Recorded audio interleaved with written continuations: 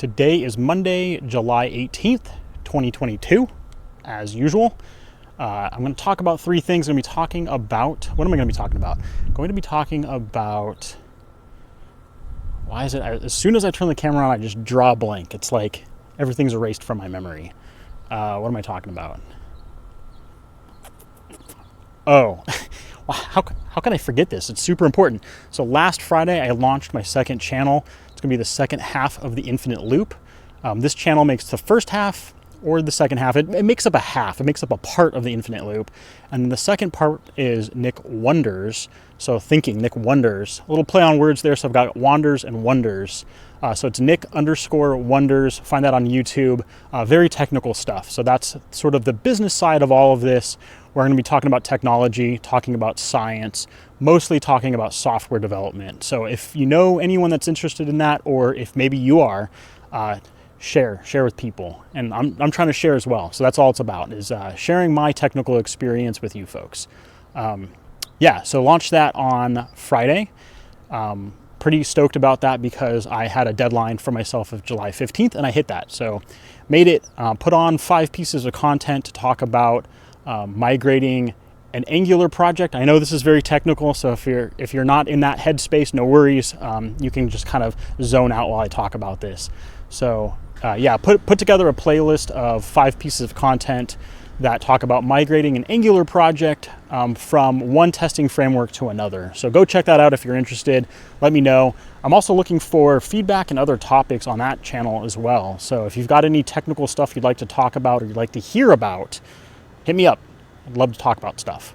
I'm outside, so I have to apologize ahead of time. I'm probably going to be doing a lot of this, which if you watch my other videos, I do a lot of hair adjustments. There's also an AC in the background, and it's a little bit windy today, so got to deal with the elements, but that's okay. That's how it works when we roll live.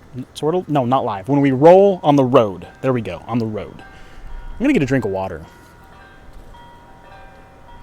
Oh, I think I gave just topic 1 and went right into it. So there you go.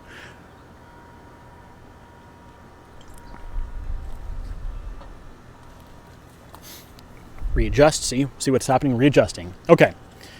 Topic number 2 is going to be the gimbal. The infamous gimbal has returned. So I've been looking for something to stabilize my shaky hands when I'm filming using my phone.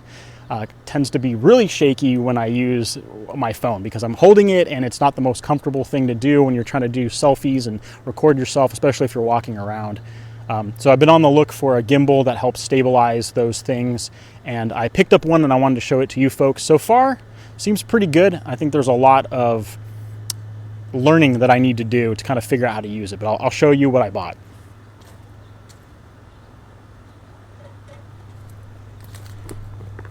Got this product right here. This is the DJI OM5. There goes the hair. Here comes the wind. Whoop. There we go. We can fix things.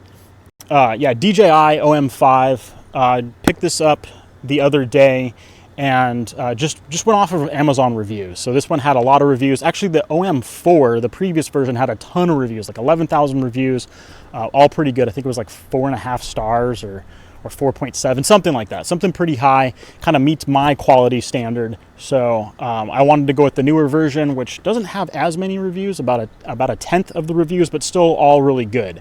So I picked this up. I'll show you what this looks like. So you can, if you don't know what a gimbal is, I'll show you what a gimbal is.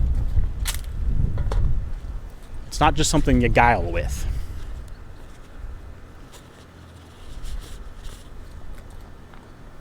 So it's this thing, a little bit strange looking. Let's see here. So I think you kind of twist it open, you pop this open, and what'll happen here, not what had happened was, it's not one of those, so what happened here. What'll happen here is it's got a magnet that you place on the back of your phone, and then you slap your phone on there, and when you power this up, it's got a battery and a motor in it. It's going to stabilize your camera or your phone. So yeah, that's what I'm showing off here. Also, what's pretty cool about the OM5 version, so the 5th version, it actually has sort of a built-in selfie stick, so it extends out, and so you can kind of, I don't know, I gotta line it up on camera here, folks, kind of extends out, and you can do longer selfies with it. So we're going to give that a try while I'm on my train trip and visiting various states, seeing how that works out, and I can bring you guys along with me when I'm on the road. So there's that. That's the gimbal. The infamous gimbal has been purchased. Now I got to fold it back up without breaking it. That's the second part of the adventure, the gimbal adventure. There we go. So it's all folded up, fits in your hand. I will say it's a little bit heavier than I expected. I think it said it's like 300 grams, which I'm not really sure. I'm not used to dealing in grams, so I'm not really sure what that equates to, but it's a little bit heavier than I imagined. It's heavier than my phone. So I was hoping it would be lighter than my phone. Oh, here's the other thing, a little tip. I'm using Motorola Stylus 2022 model, and unfortunately with a case on, it's too big for the gimbal, for the clip that comes with it. So you clip on a magnet to the back of the phone. It's a little bit too big, so I have to take the case off to use this guy. So hopefully maybe version 6 maybe will fit my phone. That would be cool. We'll see. Grab a drink of water.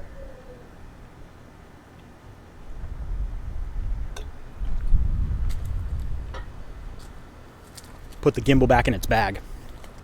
All right, there we go. So let's see here. So topic number 3, we're on to number 3 now, is all about the Austin trip. So that's the first real destination on this train adventure. So everything up until this point has been visiting friends and family. So that stay is coming to an end, unfortunately. But it's been great. It's been great seeing you folks, seeing my family. And I'll be traveling up to LA pretty soon here, and then from LA to Austin. And spend a little bit of time today kind of reviewing what I want to do in Austin. And so I'm going to try without referring to my notes to see if I can recall some of the things I wanted to do. But I'll probably have to refer to the notes, because I forget things pretty easily, especially when the camera's rolling. All right, so definitely going to be checking out. Never been to Austin, so any feedback would be great too. I'd love to hear it. But I'm only there for it seems like 3 or 4 nights, if I recall.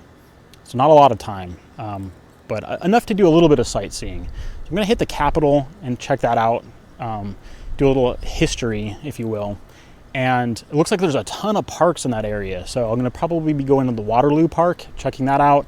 And right by the river that runs through Austin, there's a ton of greenways and trails that people seem to be recommending. So I'm going to go down there and do a lot of walking, do a lot of wandering, see what I'm doing there, picking up my drift, wander around there and take some photos, take some video, bringing you guys along with me.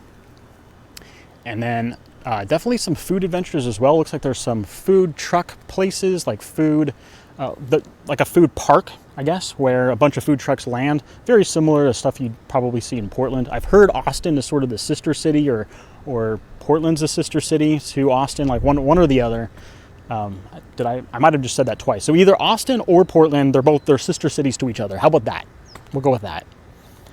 So probably some similar vibe when it comes to art and culture and food. So I'll be ready to check those things out and experience some of that with a little bit of a twist, since I'll be in a different state.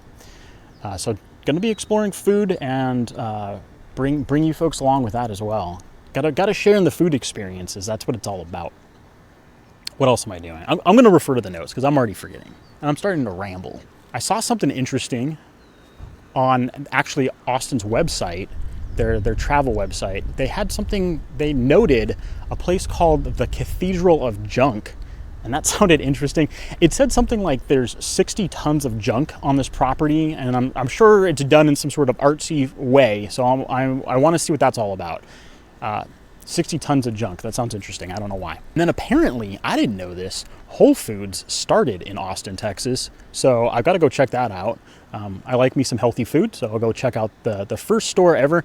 So, similar to like Seattle having like the first Starbucks or something like that. So I got to go check out some of the first places where these very common places that we're used to now started. I think that's exciting and interesting. Get a little bit of history of the places that we consume from.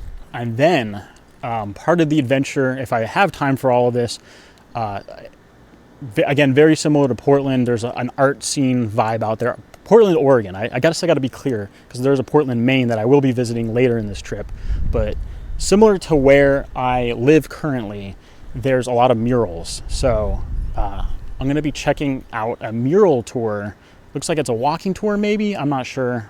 Maybe a driving tour. I don't know. I'll figure it out. But that sounded neat. I want to see some artwork, some street art. That's probably one of my favorite things to check out, is either graffiti or general street art. I've always loved that sort of energy. So I'll be looking out for some murals while I'm on the trip.